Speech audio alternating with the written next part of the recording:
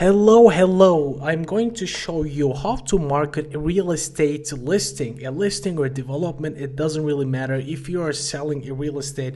What is the optimal way? And I guarantee you, if you follow these steps, you're going to get the leads, high quality leads, and the quantity of the leads will be crazy. And you will be converting, selling, and getting those commission like crazy. So what makes me qualified to tell you all this?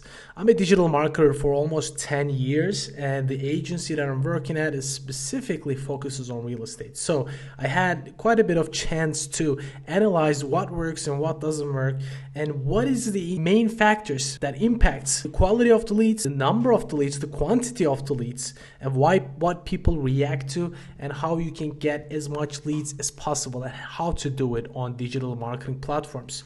All right, let's dive deep into it. So the first and foremost, the most important thing is the landing page. It might seem not important to you, but I'm going to show you some examples. I work with really big development brands, right? And they have, ton of money. I'm talking like 500 grand for like 2 months or something.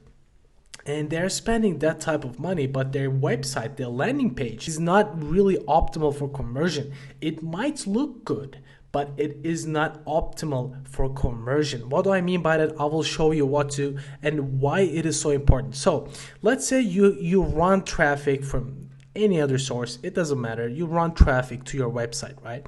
You get 100 people to your website. So spend $100. You get 100 people coming to your website. And let's say your website only converts 0.5. So let's say 200 people comes in and you get one lead out of that 200 people. And this is a bad landing page, for instance. 0.5 is a really bad landing page conversion rate. If, let's say in a good scenario, you have 100 people coming to your website through the leads, and let's say you have a good landing page. I'm going to show you the examples. Stay tuned, don't leave. And you convert 10 out of every 100. So let's say you have 100 visitors and you convert 10 of them. You get their email addresses, phone numbers, name, surname. This is a good one. It might not seem a lot. And if your landing page is not good, even if you spend thousands of dollars on marketing, your results will be super minimal. So I'm going to show you with the big example. Let's say you spend $10,000 on Google Ads and you pay $1 to get one click to your website. So you overall get 10,000 people to your website. And with this first scenario, 0.5 conversion rate, you convert only 50 people. And how much you're going to sell to them, right? Like maybe you sell 1 out of every 100, which is a really good scenario. But let's say you have a good landing page which converts about 10%, right? And you're gonna get 1,000 freaking leads. Imagine how big this is. So your marketing spend is going to turn into sales and commissions. This is that important. So we're gonna cover some good examples right now. I will show you a good example and a bad example. Let's take a look at this one first. By the way, I don't know none of these. These are just example I found online. We're going to cover this one. So this is a landing page. It was a Google ad, and you click on the Google ad. So we see a really complicated, a really congested, really everything is going, there are a lot of things going on here. New house, land release, now selling. Okay, we can see it is selling now. But where do I click? There is discover more. There's download brochure. There's discover more. So it is confusing for the user. So this is probably not converting more than 1%. And they are wasting their advertising budget. So you can see there's a get in touch way down here. Once we click on it, it pops up on the right hand side. I never suggest you have a landing page like this. It is not going to convert. So let's look at it from a mobile version. Let's do inspect. All right. So we come here, we cannot see any inquire or contact us is barely visible here. And you go down, there's nothing still. If they scroll down to here, and imagine a person who is looking to buy, they're probably not gonna go that much down. They have tons of stuff going over their head. They maybe have an argument with their wives. They trying to pay a certain bill or tax. They have a business. They want to they're thinking about what should they eat for dinner. They're thinking about shopping or something. And you're going down. If someone calls, they opt out. They don't do nothing, and you wasted one click here. Let's look at another example. So this banner looks pretty clean, pretty slick. The image is pretty good, but I've seen some website that has super slick images. The real estate they're selling, the development is top notch. Like, you won't believe the looks and the feels and the images and everything is top notch, but their conversion rate is terrible. Why? Because of the landing page. It's not user friendly. That's that important. So you go down, still there's no inquire. As you can see, there's no button. What you might be thinking, oh, there's register now. They might see it.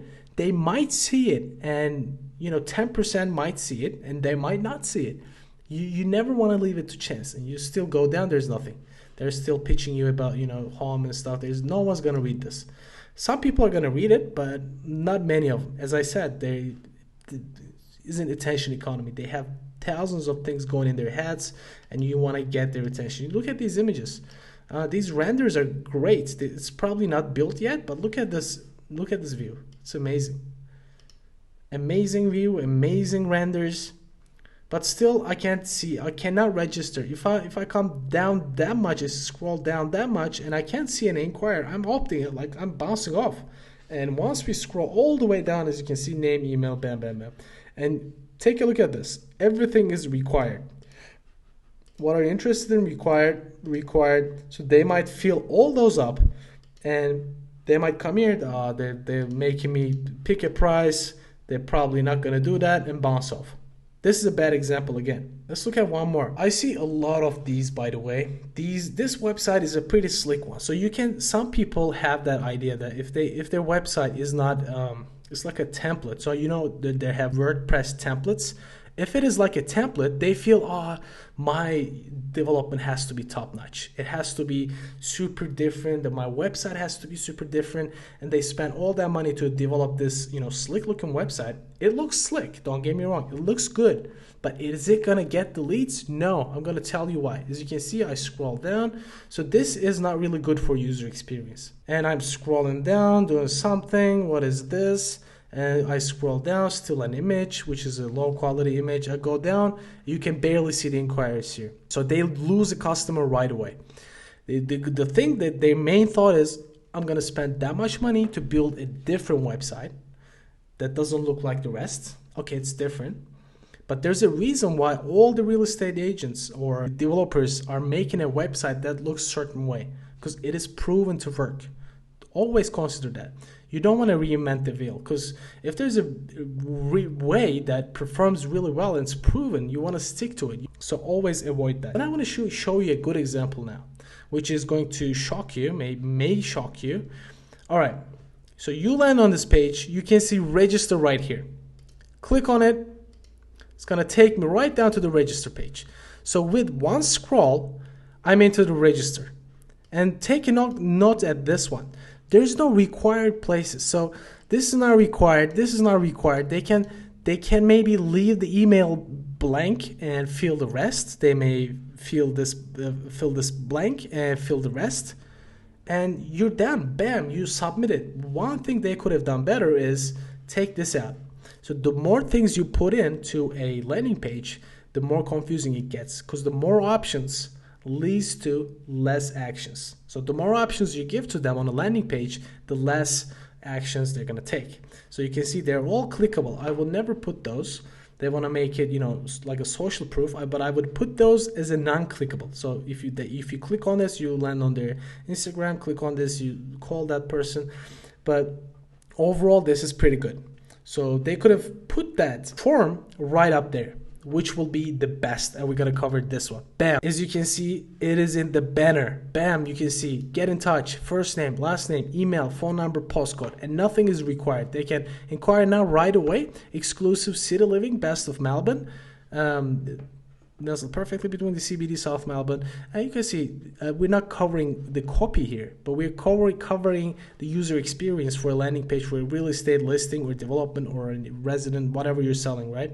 Mainly real estate, of course. As you can see, there's inquire, call to action at the top. There's no way they're missing this.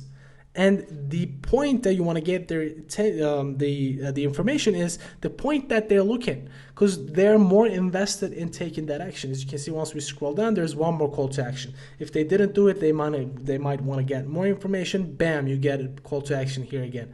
You go down, you can bam, bam, bam, call to action, call to action. On every spot, they have a call to action. This is probably gonna convert like 10%, 15% even. This is going to be great. So let's cover the reasons, the things that you want to avoid and you want to do. Commandments to have a high conversion rate. CR is conversion rate. Don't try to be super elegant. We covered this. They want to be different. Don't be different. Have the form either on the banner or right under the banner. We covered two. One was right at the top of the banner, the hero image, and the second one was right underneath that banner. No further down. If you put it at the very bottom of the page, you're going to lose most of your customers. Don't have multiple call to action, CTAs. We covered this one. More options, no actions. Testimonials. You cannot put people, living in the houses if it's a development and you're using renders and it's not built yet. If it's coming soon, you cannot do testimonials like that. But what you can do is what other people are talking about this building, but development, that construction. It doesn't have to be your customer. It can be a person in the industry. Just go to them and make them say something, or go to your, one of your colleagues, or say something about that. At least a builder or someone to say something. This is gonna be legit. In quotations underneath that inquire button or below the page. This is going to make a big difference. Trust me on this one. Not a lot of people are using this. This is a big one they're missing. More required fields, less leads. We covered this one. So you want to make, the least amount of required fields as possible. Maybe like name, surname, email, and phone, and the rest should be, up to them. And make sure it is mobile optimized. Or they always miss this, and mobile optimization is the biggest, most important thing, because 70% of your, maybe more, traffic is going to come from mobile. Traffic source, we're going to cover easy to hard. So if you want to run ads, I definitely suggest you start with Facebook instant leads. Facebook instant leads are different than Facebook lead campaigns. So the main thing is they drop their information without coming to your website. So if your website is already built and you don't want to spend more money rebuilding your website, I suggest use instant leads. So if people don't come to your website, but you get their information right away. This is the best part. And you're going to get the cheapest leads. Lowest call to action, cost per lead is going to come from Facebook instant leads.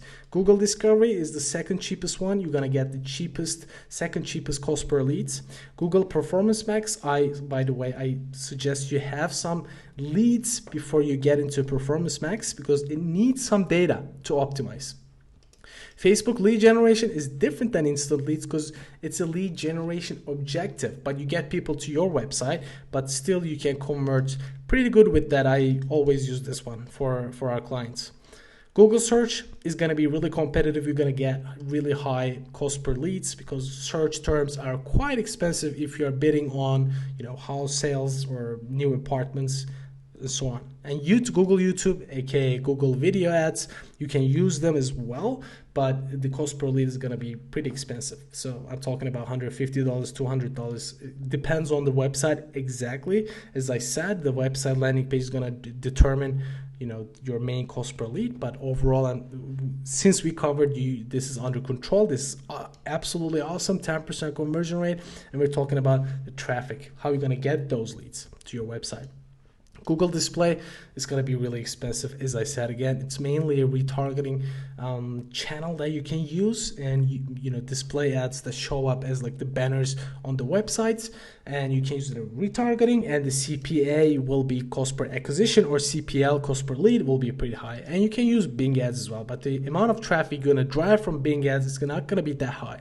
And other social channels comes after that. They're going to be pretty expensive. TikTok, Pinterest, Twitter, Quora ads. If you're not familiar with Quora, I definitely suggest you get into it. All right, so we know the traffic sources. Now let's cover what is the goal when we're driving traffic. What should we take a look at? Low CPM is going to be the first one, because we're going to, let's say you're advertising on Facebook ads. The main goal is going to have the cheapest click or cheapest impressions. If you're advertising local, you're gonna want to have the cheapest click. If you're advertising on social channels like Quora, Facebook ads, TikTok ads, Snapchat ads, Twitter ads, what you want to achieve is lowest CPM. CPM is cost per mil, which also equals to cost per 1,000 impressions. So how can you decrease that? So if you have really text-heavy image ad, you're gonna have a really high CPM. Why? Because Facebook wants the best for their users. They want to have the most engaging, most relevant content given to them. So how can you target those people is engaging ads. So you cannot say, of course, comment under this ad or something, but make that video really engaging and clear. Easy to understand, that's really important. High-end residents, they want to portray their brands with, super vague concepts. They usually fail to get really low CPMs because it's hard to understand. You see a family, sitting around in a forest environment or something, that you're gonna see some ads. I have some examples. You'll be like, what the hell is this? It takes you 10 seconds to understand the real estate ad. So, and broad targeting. If you're targeting, let's say, people who are really interested in luxury traveling and also interested in real estate, and they also must be interested in XYZ, you narrow it down, and your, let's say, target is 50,000 people on Facebook ads, possible impressions, you're going to have a really high CPM. Why? Because most of the people are targeting that broad audience as well, because it's an auction platform. A lot of people are bidding on the similar terms. The same example goes to LinkedIn ads, for instance. A lot of businesses, they advertise on LinkedIn to go after business owners, CEOs. And what happens then? Because CEOs are the most high-end decision makers. And imagine most of the people are going after them. What happens? It's an auction platform. Bam, the CPM goes to the roof, and the amount that you pay to reach 1,000 people is going to be super expensive. But what a great strategy is. You're going to think, okay, everybody's going after CEOs. If I go after one step below them, maybe executive assistants, maybe admins, the people who influence the decision maker, you're going to have cheaper CPMs, and you might get the same amount of quality of the leads. So this is a different perspective. And also as I said, use broad targeting. With the iOS 14 updates, always go after broad targeting. What do I mean by broad targeting? Try to aim at least 1 million impressions on Facebook ads. So you're going to have on the right-hand side, in the right-hand column, I will probably put it here right now, you're going to have impressions, possible the audience size, and you want to have 1 million at least there. 1 million audience size should be the minimum to have a low CPM. And what happens if you have low CPM? You're going to pay less to get to more customers. And what's the next step after the low CPM? And by the way, this is the most important, conversion rates. And after low CPM, we have high CTR and click-through rate. So you're going to get people to click on your ad and then land on your website. First and foremost, what I didn't cover here is website speed, but it is always have to be really fast. Doesn't matter if you have a video, doesn't matter if you have tons of images, you gotta make a way to make it faster. Relevant targeting. If you have a relevant targeting, most of the people is gonna click. So that's just no-brainer. If you go all broad, like e-commerce products, I see a lot of people do it like no targeting at all, which works pretty good with consumer products. But if you're targeting real estate, most people don't have the money to buy a home. You're probably wasting money, and your CTR will be super low. Direct copy. I see a lot of brands using vague concepts. The luxury smell of the beach or something, they're making it like they're writing a poem or something. And when you make such a concept, like such a copy like that, your click-through rate is going to be really low. So you want to make your copy as clear as a third grader will understand. This is the main rule of copywriting. I'll put up here, I have a full free copywriting course. And clear images, I'm going to show you again, clear images. So it is exactly a real estate render that you're selling, or the plan that you're selling. You want to be as clear as possible. And then, as I said, most important metric is conversion rate. And how are you going to determine that? Your landing page. We covered that one. Let's look at the creatives, do's and don'ts. I'm going to show you some creatives that are pretty good. So this is a really clear image. What it shows, it's like a testimonial, user-generated content that we always preach.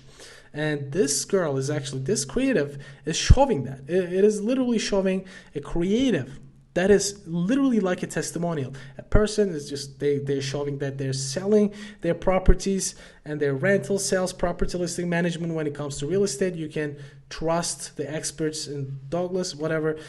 So it's pretty clear copy, pretty clear image. I really like this image. It looks like a person shot it. It's not like a super professional render that doesn't look like it's real. It is a super real direct to consumer creative that is going to perform really well. I really like carousels. Use carousels as much as possible. If you can, if you have relevant images, or maybe in this case it's irrelevant, they're using carousels still.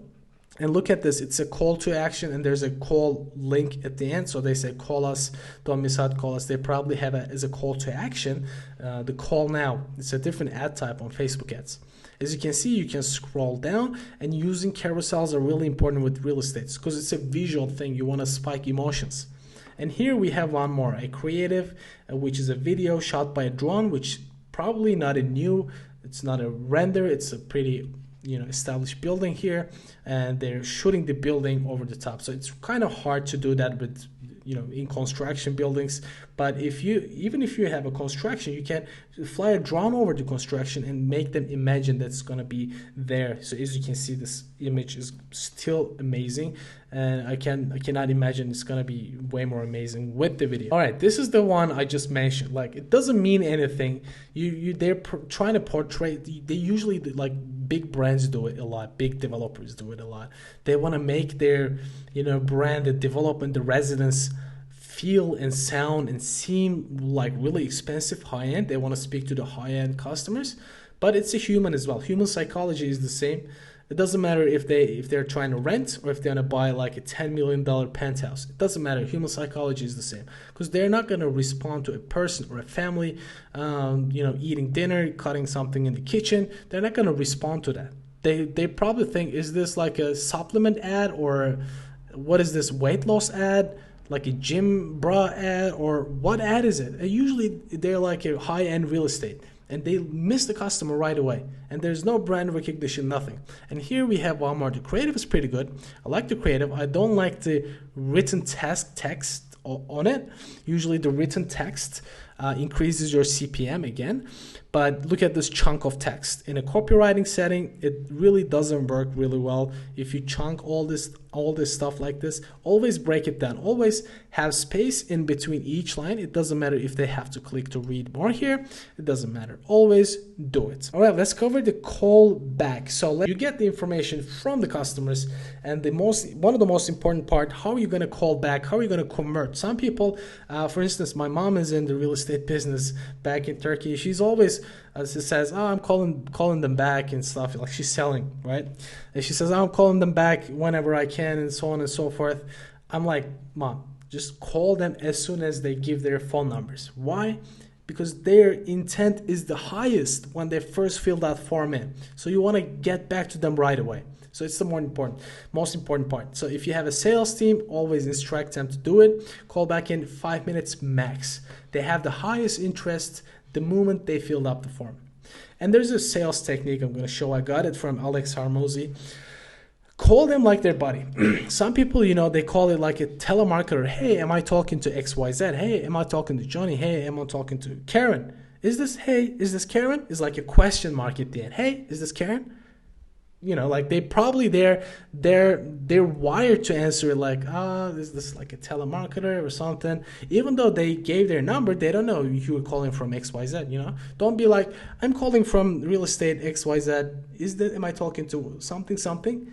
It automatically triggers them to say, no, I'm busy right now. Automatically, it triggers them right away. What you want to say instead is, they're gonna fill their name, surname, and you're going to see the name, bam. You're going to say, hey, John, how are you doing today? Bam. It just blocks their trigger to tell you I'm busy. They're going to be like, how this guy knows me? Who is this guy? And at that moment, you just dive in with the company name, and then you're going to go into the conversation. It's going to break the ice right away. And Alex Harmozy is like a sales wizard. So don't listen to me, listen to him. He's good at sales. I'm not. Email right after they fill in the form by saying, expect a call from us. What does that? So you want to automate that. You definitely want to automate it because you cannot do it as soon as possible.